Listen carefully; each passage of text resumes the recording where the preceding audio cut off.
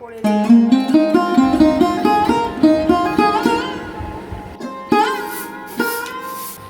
এখান থেকে দেখা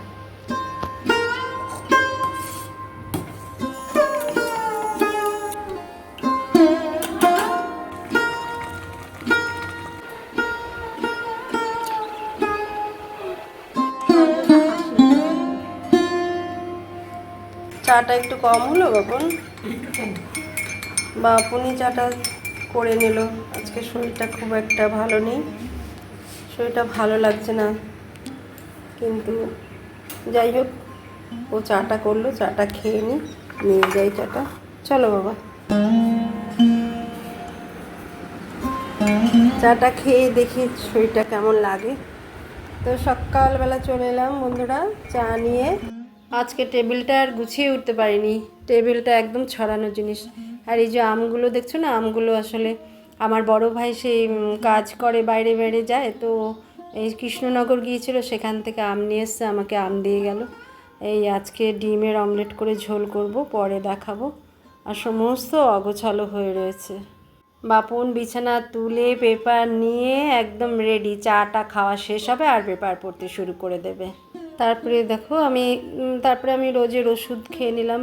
আর একটু মাথা যন্ত্রণা করছে, ওষুধ আমি খুব একটা বেশি খাই না, রোজের ওষুধ খেয়ে চা খেয়ে নিলাম। শরীর খারাপ বলে বসে থাকলে তো চলবে না, সোজা চলে এলাম ছাদে, মুখে মাস্ক পরে। দেখুন আমি ঝাড় দেবো, দুদিন পর পরই ঝাড় দিতে হয় ছাদ। আর দেখুন বন্ধুরা, এই যে চুড়িদারটা, আজকাল আমি মানে মর্নিং ওয়াকে চুড়িদার পরে যাচ্ছি, তার কারণ একটাই, এখন না প্রচণ্ড গরমে এত ঘেমে যাই, মানে সায়াটা জড়িয়ে যায় পায়ে, হাঁটতে খুব অসুবিধা হয়। আর ওই জড়ানো সায়া পরে যখন ছাড়িয়ে ছাড়িয়ে হাঁটি, তাতে হাঁটু আরও ব্যথা হয়ে যায়।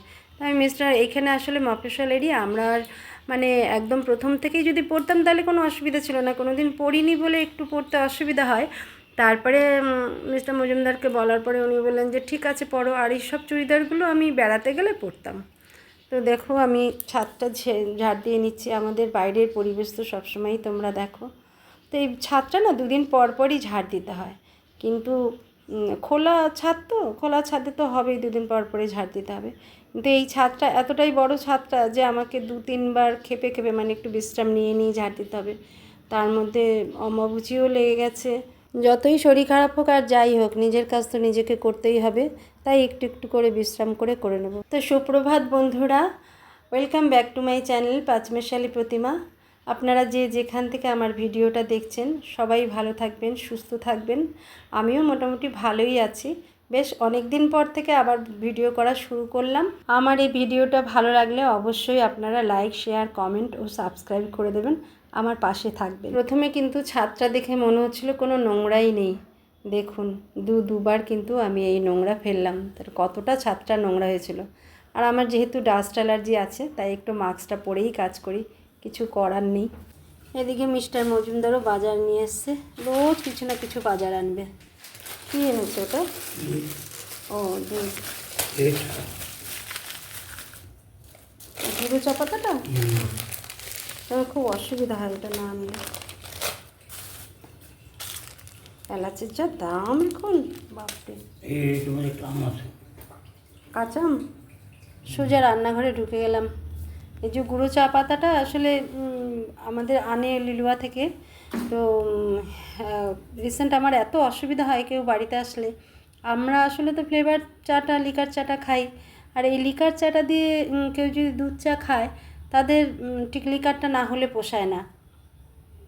ওই জন্য আমাদের গুঁড়ো চা পাতাটা না থাকলে কেউ আসলে খুব অসুবিধা হয়। ওই জন্য একটু আমুলারও প্যাকেট রেখেছি। সবসময় যে মাদার ডেয়ারি প্যাকেট থাকবে তা তো হয় না। আর ইদানিং এই গরমে আমরা না ম্যাক্সিমাম দই মুড়িটাই খাচ্ছি, তাতে শরীরটাও ভালো থাকে। কেননা আমার ছেলে অসুস্থ, সেটা তো তোমরা দেখেই বুঝতে পারো। ছেলে অসুস্থ, মিস্টার মজুমদারেরও বয়স হয়েছে, আমারও মোটামুটি অনেকটা বয়স হয়েছে। চেষ্টা করি কি গরমে যাতে ঠিক থাকে শরীরটা। অনেক দিন পর পর দই মুড়ি খাওয়ার পরে বাপনের বায়না আজকে রুটি খাবে। কী খাবে না, ঢ্যাঁড়স দিয়ে রুটি খাবে।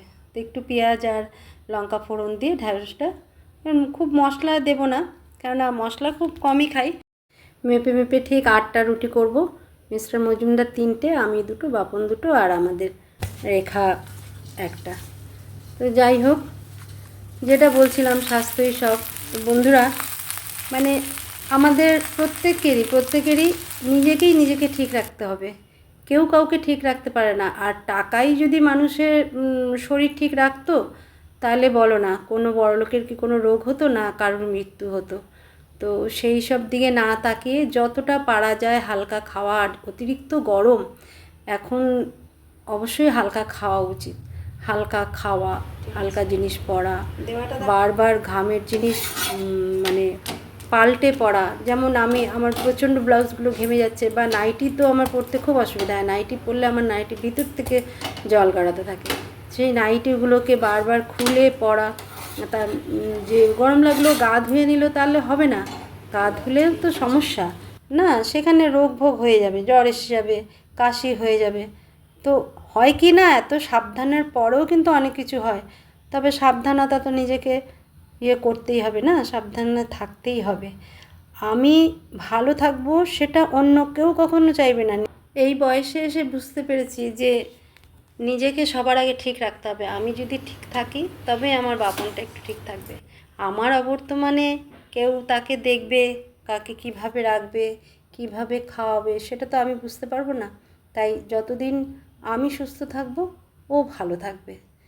তো বন্ধুরা দেখো, সমস্ত জামা কাপড়গুলো শুকিয়ে গেছে। আজকে কিন্তু সারাটা দিন মেঘলা রোদ করে রয়েছে। একটু পিটপিট করে বৃষ্টি হয়েছে, এতে আরও গরম বাড়ে, অত্যাধিক গরম। হাঁটি ঠিক কথা, না হাঁটলে শরীরটা ঠিক থাকবে না। কেননা মাঝে শীতকালে আমি অনেক দিন হাঁটতে পারিনি, তাতে আমার খুব শরীর খারাপ হয়েছিল। তো সব কিছু গুছিয়ে টুছিয়ে নিলাম। বাপনও গেছে খাওয়া দাওয়া করে একটু বাইরে বন্ধুর বাড়ি। তো এইবার দেখছেন যে আমি দুটো বাটিতে দুধ নিয়ে নিলাম, 1 লিটার। কী ভাবছেন পায়েস করব? পায়েস না, অ্যাকচুয়ালি আমরা ওই যে বললাম প্রায় দই মুড়ি খাচ্ছি। আর আরেকটা বাটির দুধ হচ্ছে আমাদের যে ডলু সোনা আছে, সাদা পিচ আমাদের আছে না, ডলু সোনার সন্ধ্যেবেলার খাবার হচ্ছে ছানা। এই ছানাটা আমি করে রাখি, বাপন খাওয়ায়, সবাই মিলেই দেখে দুপুরে খাওয়ার বসন্ত খাওয়ায়। এইভাবেই ডলুর বয়সও হয়েছে, খুব মনটা খারাপ লাগে। এই পশু পাখি না পালতে বা করতে ওদের খুব মায়া, ওদের তো নিষ্পাপ ভালোবাসা না, ওদের প্রতি প্রচুর মায়া হয়। কিন্তু এই যে বয়স হয়ে গেছে, আস্তে আস্তে একটা কিছু হচ্ছে বা কিছু, খুব খারাপ লাগে। তো দেখো বন্ধুরা, এটা দিয়ে আমি দই পাতবো বলে একটু কম আজে একটুখানি রাখলাম। তবে অনেকে অনেক কিছু বলে কি অর্ধেক দুধটাকে অর্ধেক শুকিয়ে ফেলতে হবে, করতে হবে না। আমি কিন্তু এই অবস্থাতেও এইরকম জাল দিয়েও আমি অনেক সময় দই পাতি। তো কিছু কিছু সময় যদি দুধটা বেশি থাকে তখন আমি দুধটাকে একটু জাল দিয়ে নিই, তাহলে ঠিকটা ভালো হয়। আর আমি দই এই যে দেখুন আমি একটু ঠান্ডা করে নিয়েছি, দেখো উপরে সর পড়ে গেছে, বেশ খানিকটা কমেছে, তাও খুব একটা কিন্তু কম হয়নি। আমি কিন্তু দই না ফাটাবো না কিছু, আমার যে আগের দিনের দই আছে, এই যে আঙুল দিয়ে পুরো দেখা যাবে আঙুলটা কিন্তু বেশ ভালো গরম আছে, কিন্তু দিয়ে রাখা যাবে। সেই অবস্থায় আমি কি করি, আমার যে আগের দিনের টক দই, এই দেখুন আমি একটু একটু করে আমি 3 দিকে 3বার দিয়ে দেবো। এই যে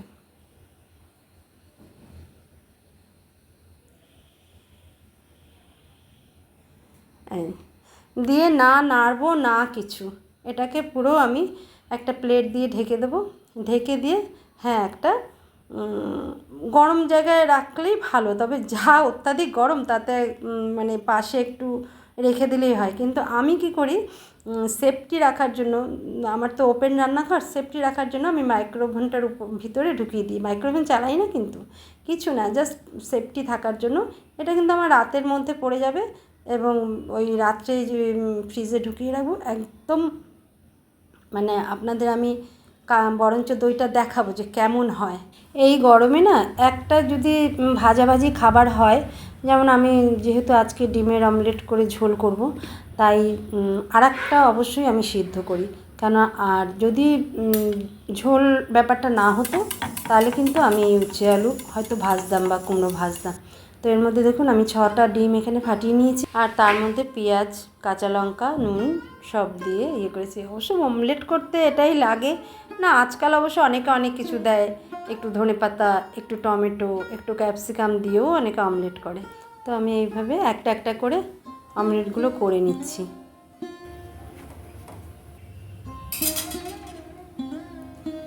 এরপরে দেখুন আমি একটু দারচিনি আর এলাচ একটু শিলনোড়া দিয়ে থেতো করে নিলাম। আর তেলে তেজপাতা, যেহেতু অমলেটের ঝোলে না একটু তেজপাতা না দিলে ভালো লাগে না। আমি খুব একটা তেজপাতা ফ্লেভার ভালোবাসি না, কিন্তু ফ্রাইড রাইস, এই অমলেটের ঝোল, কিছু কিছু জিনিস আছে তেলকই, এগুলোর মধ্যে তেজপাতা দিই। আর একটা বাটিতে একটুখানি জল নিয়ে 2 চামচ জিরে গুঁড়ো, একটু হলুদ গুঁড়ো, একটু নুন দিয়ে ভালো করে নেড়ে, এই পেঁয়াজটা যখন অনেকটা ভাজা ভাজা হয়ে আসবে, আমি একদম ভাজা ভাজা গন্ধ না বেরোলে অমলেটে খুব কাঁচা কাঁচা গন্ধ লাগে, সেই অবস্থায় আমি এটা দিয়ে দিলাম গোলাটা। আর বাটিটা একটু মশলা লেগে আছে, সেই বাটিটা একটু জল দিয়ে ধুয়ে গুলিয়ে দিয়ে দিলাম। এবার এই মশলাটা আর পেঁয়াজটা আবার একটু একটু করে অল্প আজে আজে এটাকে কষাবো, এবং লাস্টে যে একটু কষানো হয়ে যাবে তারপর একটু শাহি গরম মশলা দিয়ে দিলাম। শাহি গরম মশলা না থাকলে না দেবেন, কেননা আমি আগেই দিয়েছি এলাচ আর দারচিনি। তো হয়ে গেল আমার ডিমের অমলেটের ঝোল। কত তাড়াতাড়ি হয়ে গেল বলুন। ঘরে গিয়ে দেখি এরা খুব তাড়াতাড়ি স্নান টান করে একদম খাটে বসে আছে, আর খালি গায়ে বসে আছে বলে আমাকে বলছে না না না না আমাদের ফটো তুলবে না, ফটো তুলবে না।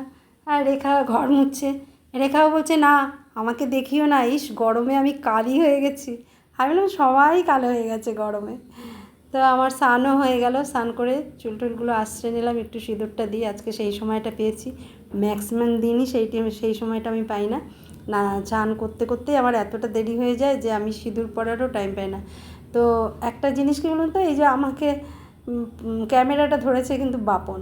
আর সত্যি কথা বলতে কি, আমার এই ভিডিও করার মেন উদ্দেশ্য কিছুটা বাপনকে এনগেজ রাখা, যে এইগুলো একটু ক্যামেরা ধরার কায়দাটাও শেখানো, কিছু কিছু একটু শেখালে তো ভালোই লাগে। যাই হোক, ঠাকুর সবার মঙ্গল করুন। ঠাকুরকে প্রণাম করে একদম সোজা রান্নাঘরে যাচ্ছি, এদের খেতে দেব। চলুন আপনারাও খেয়ে নিন। তো বন্ধুরা, আমাদের খাওয়া দাওয়া হয়ে গেছে, নিশ্চয়ই আপনাদেরও সবার খাওয়া হয়ে গেছে, কেন এখন প্রায় 2:30 বাজে, অনেকটা বেলা হয়ে গেছে। রাখি, টাটা। ভালো থাকবেন, সুস্থ থাকবেন, সর্বদা হাসি মুখে থাকবেন, হাসবেন, আনন্দ করবেন, যেইটুকুনো পারবেন আনন্দ করে থাকবেন। তার কারণ আমরা কিন্তু কেউ চিরজীবন এখানে থাকবো না। টাটা।